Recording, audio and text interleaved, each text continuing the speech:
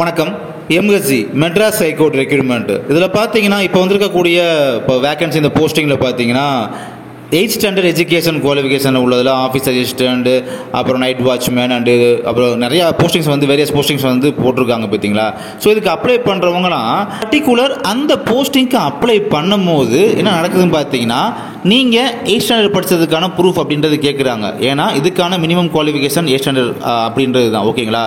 So அப்படி கேட்கும் போது 8th மார்க் ஷீட் எனக்கு கிடையாது, அது யாரும் அவ்வளோ பெரும்பாலுமே வச்சுருக்க மாட்டாங்க. அல்லது 8th டிசி பார்த்தீங்கன்னா யாரும் வச்சுருக்க மாட்டாங்க.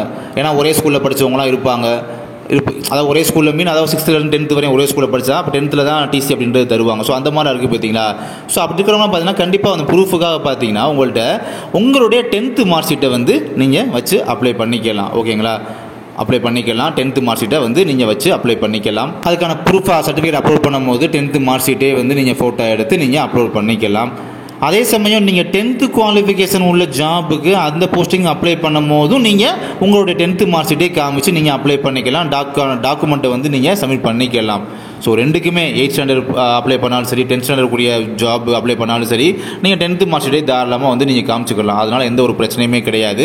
ஏன்னா நீங்கள் வந்து 8th ஸ்டாண்டர்டை விட நீங்கள் அதிகமாக ஹையராக கொஞ்சம் 10th வரை படிச்சிருக்கீங்க. ஸோ அதனால் எந்த ஒரு பிரச்சனையுமே கிடையாது. இதுக்காக இது ஒரி பண்ணிக்கிற தேவையில்லை. இதுக்கு ஒரு டவுட்டாகவே நிறையா பேருக்கு இருக்குது. இதை பற்றி தான் கேட்குறீங்க அடிக்கடி.